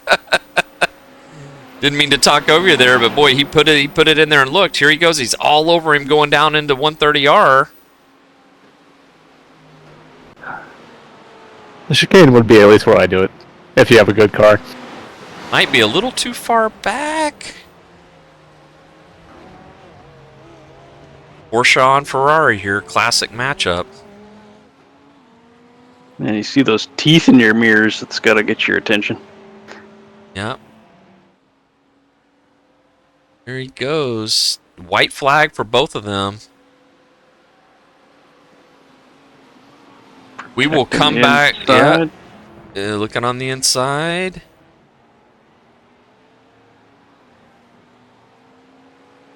We will come back to this battle, and we will make sure we catch it. But just behind them, starting the white flag, we'll actually see a little bit of it out of his cockpit.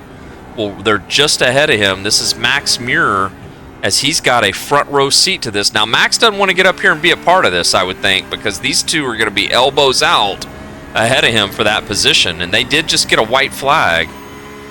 Or Max got a white flag. I don't think they did, if I'm not mistaken. So we may be able to follow this battle with the two of them after we see the lead.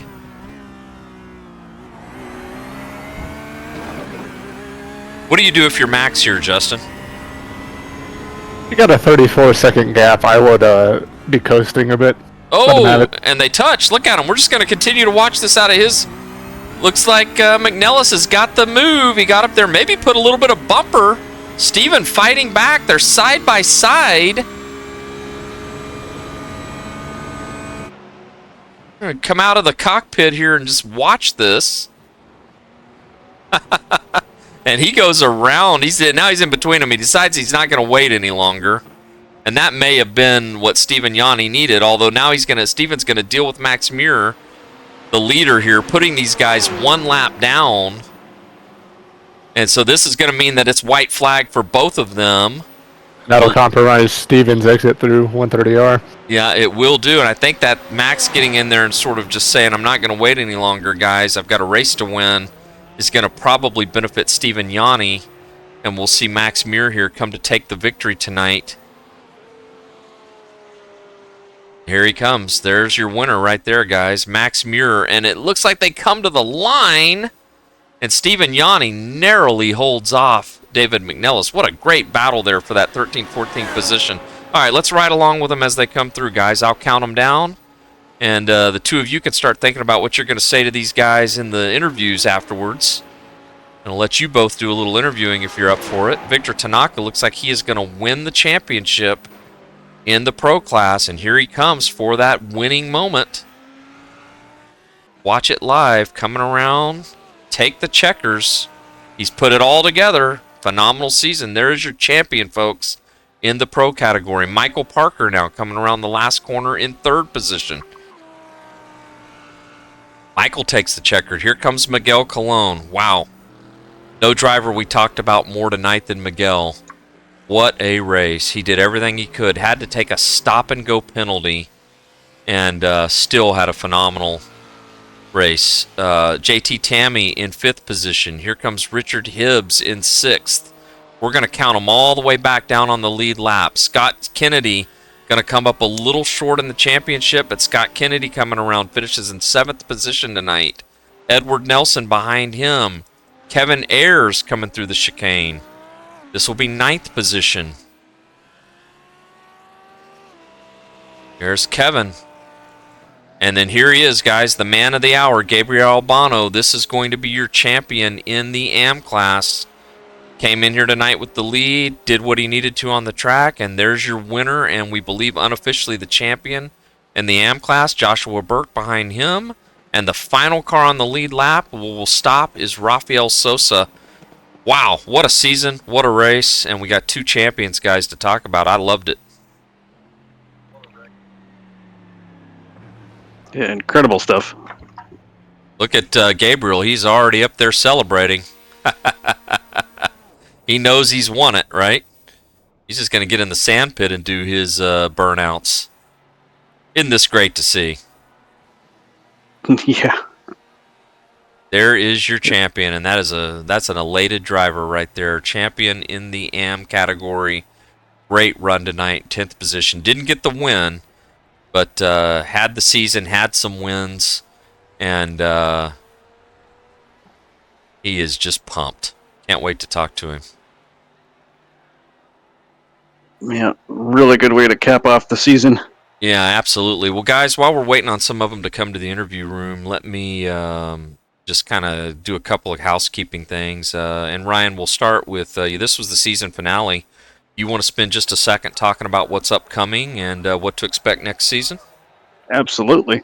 So yeah, this ends season 2. Season 3 will be starting in just a couple of weeks. We're going to take 2 weeks off, and then we'll have a pre-race, a preseason race. Pardon me, and then we'll be into the full season the week after that. So we're still finalizing the tracks, but we are going to follow the IRTES schedule when they run. So that means that we'll be running all those races the weeks before. So you can count on those, and we'll get the rest to you probably later this week.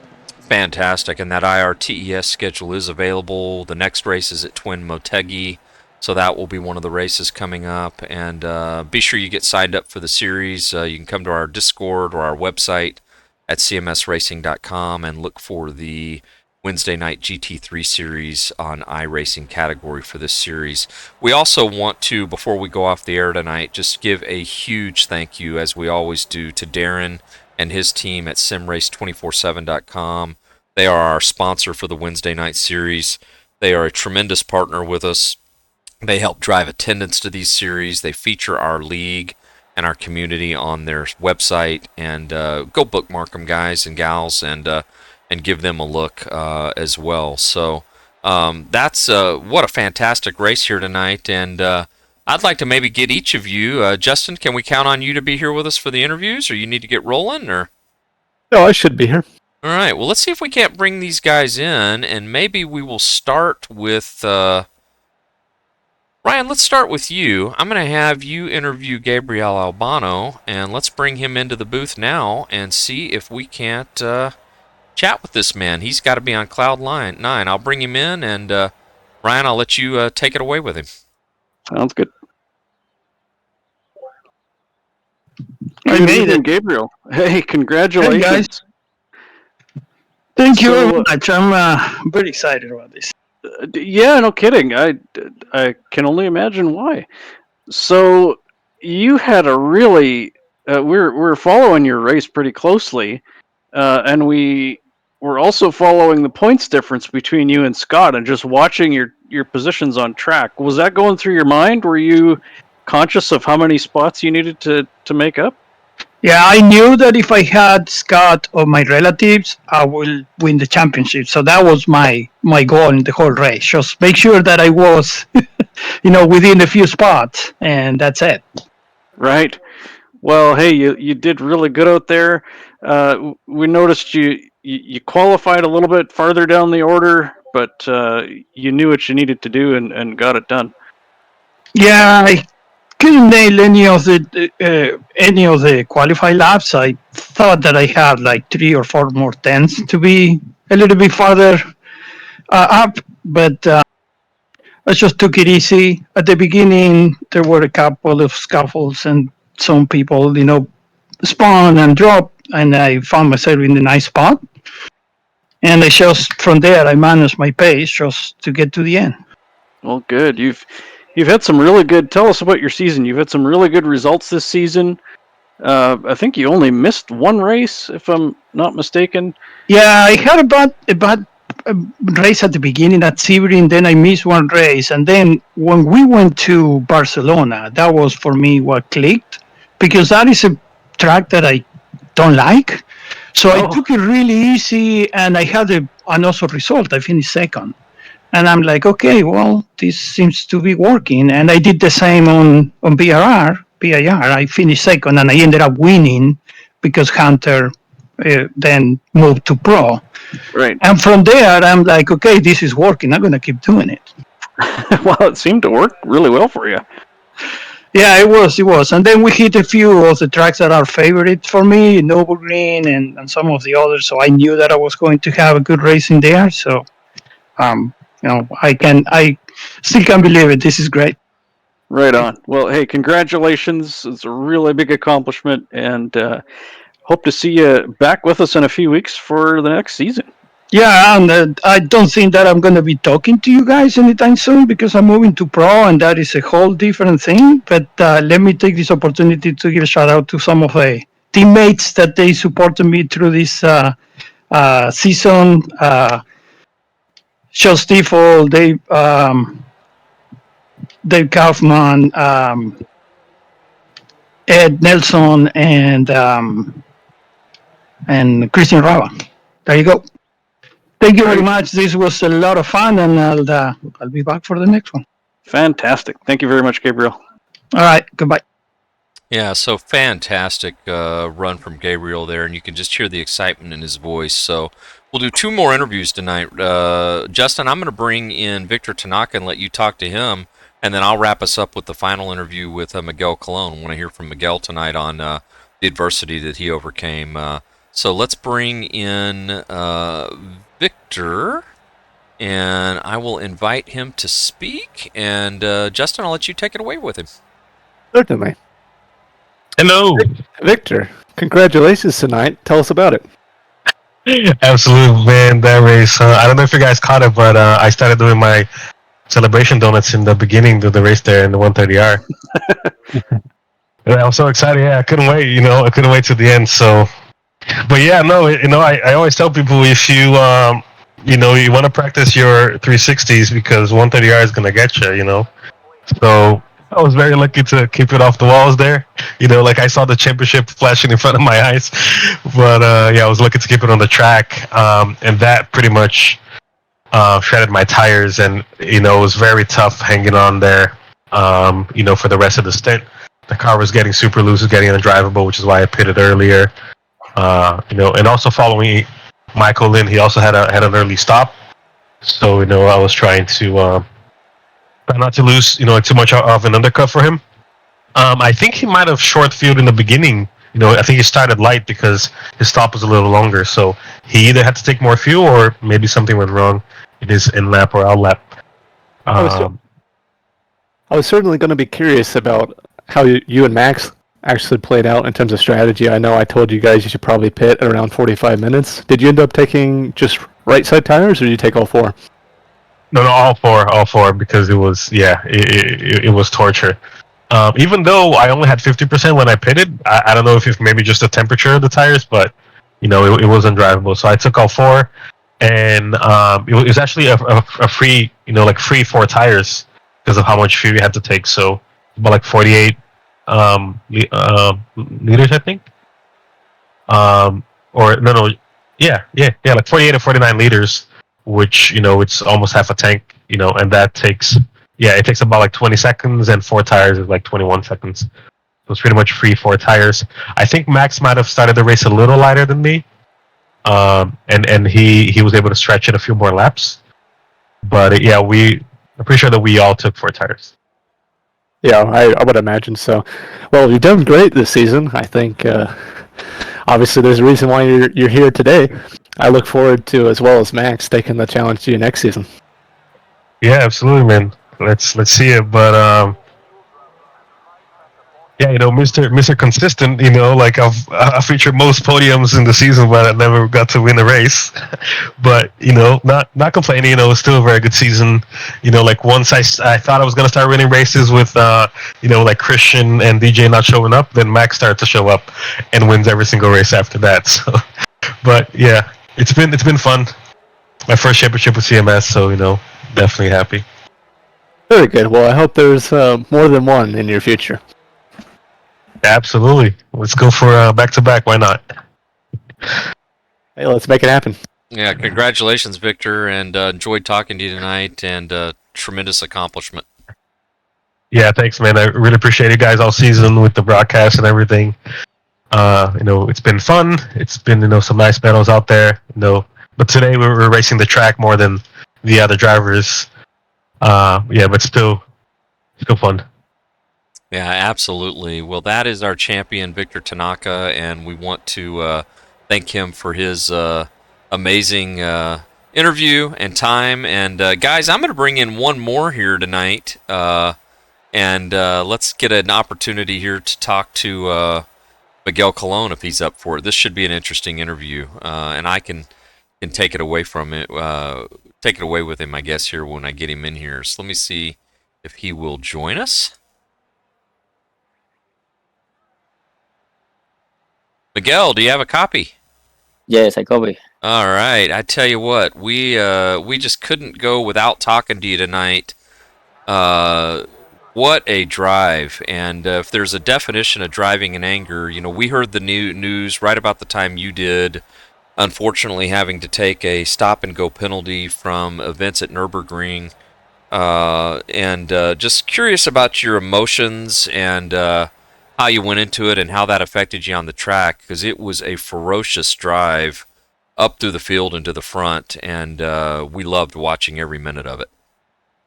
Yeah, I would say, like, let's say my emotions right now are the best ones. So I'm going to keep watch what I'm going to say, but I tried to just put it in the track, give the best I could do, at the time. Yeah, I tried to serve the penalty the best it was, because with the short notice, I didn't have the time to look how to serve everything. I had to even ask the guys how it was supposed to be serving the penalty to prepare that, because I didn't have that in my books or anything. But we give it a shot. We know that we had a good pace to run with Max over there for the win. That was what we practiced and what we set up the car. We were hoping to see if we could finish in the top two, and then see if Victor had some issues during the race, to see if that could help us through the championship. But we had a curveball that came in with the penalty before the quali. So yeah, and I tell you, if there's any saving grace in that for you that will help maybe with the pill being a little easier to swallow. He did not. in the end, that did not have an impact. Victor, we just had the pleasure of talking to him, and he did what he needed to. But I tell you what, I don't know if you saw this, but it got hairy there for a little bit. He just about lost the race and the championship in 130R with a pretty big off, and then not but a few laps later, he was caught up with contact with Richard Hibbs. And the first, 15, 20 minutes of his race were, I'm not sure you would have wanted to be up there as much as he was having to dodge. And actually, we saw you too, Miguel. Two cars going off, and you split them going through 130R there. That was a pucker moment for yourself as well. Yeah, that was a close one. I also had a small incident with JT. I saw that I didn't expect him. I was being aggressive because I want to catch the guys and try to put some pressure to see if they make any mistake. But then JT kind of hold the brakes a little earlier of what I expected, and then I basically sent him to the sand. Then basically I parked the car waiting for him to come back, and then see if he didn't hit anything, and then I just followed him for the half of the lap. I did a small spin at the end, but the race was already kind of lost for me at that point. But I think it's two different approach. When you look at Victor, you say, oh, the guy that I'm competing, he has a penalty, he has to go to a stop and go. So your whole mindset change. Maybe if I was able to not having the penalty and be running at the top or fighting with Max for the win, that probably would put a little more pressure on his race. So he would have approached the race totally differently. So I think in terms of mentality, that helped him to just take it more easier to the race without having to push more. Yeah, and that's probably fair. And go back to what you just mentioned a moment ago. We watched the issue with JT Tammy there. It looked like just kind of a racing incident from what we could tell. Did you feel any contact there, or what happened from your perspective? I got a 0x, and I noticed that I think I tapped a little bit on his right back corner on the bumper a little bit when he hit the brakes. And then I was also starting to touch the brakes, so I just let roll the car. I kind of took it off the track slowly to watch what he was doing. I was praying that he didn't hit anything hard or anything like that. And then as soon as I saw that he recovered and he went back in the track, I flashed in the lights and let him go for a couple corners, and then I followed him back again. Yeah, and he made a miraculous recovery there. You both ended up kind of coming out of that unscathed, which was good. And we thought that, from what we could tell, we didn't see any contact. We thought maybe it was net code, or he just, it was like a 0x contact, those type of ones. Yeah, so probably maybe some sort of a net code. It's interesting, Miguel. We thought about, I made the decision here to bring you in tonight, and I think, want to just maybe close by, for you as well as our members and folks that watch this is, CMS is a community, and there's ups and downs, and, there's, we're not going to get into all the details of this with you tonight on the air necessarily. It's not the right forum for it, but we know that it's been a tough couple of weeks. There's been some things for you and your team, and we just want to thank you for the way that you've handled it and dealt with the adversity, some things that maybe you haven't liked, but the way that you've handled it and, says a lot about you and your personality, and we're excited to have you here in the group and hope that it's all up from here, and I have every reason to believe it will be. Yeah, sometimes, let's call it like a bad streak, going through. And sometimes, just look at how it could be approached and what it could be done, what could not be done, and then just try to take your time. Maybe I will take some break, take it easy, come back fresh later. My daughter is turning 1 year old in 10 minutes. In 40 minutes. She's gonna be 1. Oh, wow. So happy birthday. Yeah, and we know of your daughter. She's a celebrity in our books, on our broadcast, with all the time and stories that you've been able to share with us. Yeah, so happy 1 year old. Today was one of those, I got from work and she quickly fell asleep as soon as I got from work, and I was like, okay, I don't think this will work. And then my stepson, he helped me when the race was gonna go to quality. He was watching her until she fell asleep, and then at the same time I was getting the news about the penalty, so I got all the things going on at the same time. I was try to type in the message, watching the daughter before she fell asleep and everything. So all over the place. But emotional roller coaster you've been on, and I think that's probably Tim Collier, one of our main admins here for this series, and longtime member, and hope Tim's out there watching tonight. He's been taking a little bit of break himself, but he coined a phrase of, sometimes you just have to take the wheel off the desk, and this was before the days of simulators and all that good stuff, and I think that's what's in order for you, is just take that wheel off the desk, get focused on some other things for a few weeks, but don't take too much time off, because you're going to have to get back on the saddle here pretty quickly, especially in some series that are midway through, like Porsche Cup and the IRTS season, and we just want to thank you for putting on a great show. I think you'll enjoy watching the broadcast tonight. We were loving every minute of that drive. Yeah, well, I really had a good time. I actually loved Suzuka. I like to race on this track, and I feel like I did some adjustment yesterday that with the hot track, the car was just floating through the S's without having.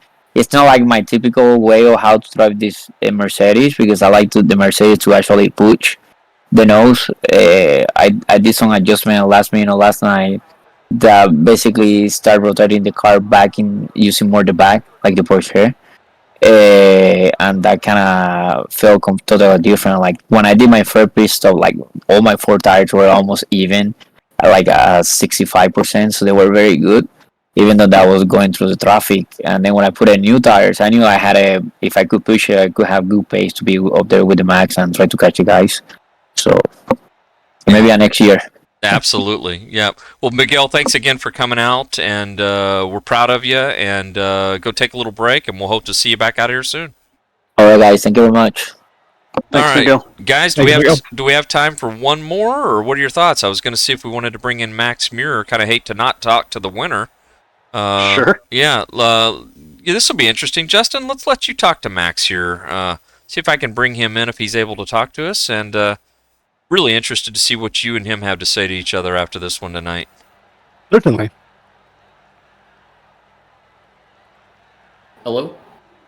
Hey Max, how's it going? Why don't you walk us through how today went? It went well. I was just trying to avoid death in 130R every lap, but besides that, the car was really hooked up. I dialed in some understeer, and I'm glad before the race. But yeah, I'm really pleased with it. You'll be happy to know if you did die in 130R, unfortunately, you wouldn't be the only one. About half the field, I think, had trouble. Yeah, I was fortunate that everyone but me seemed to die. So, yeah, I'll take it. Yeah. So tell us a little bit about the Porsche, how it handled, and also the strategy you had today.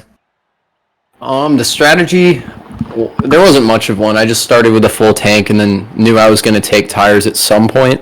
And I waited for the rears to drop off, and then I just came in, took tires, and was behind Miguel for a while, which was fun.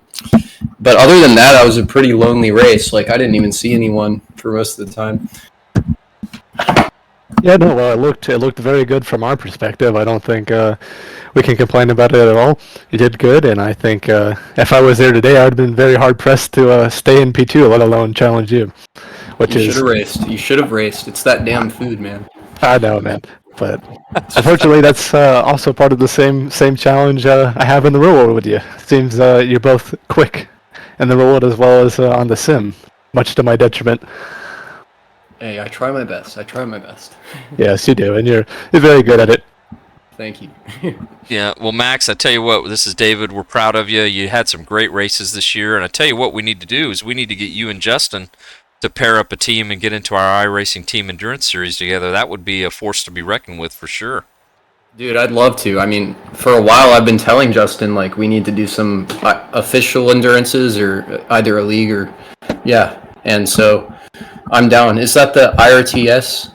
Yeah, yep, we're at the halfway point of the season. 3 down and 3 to go.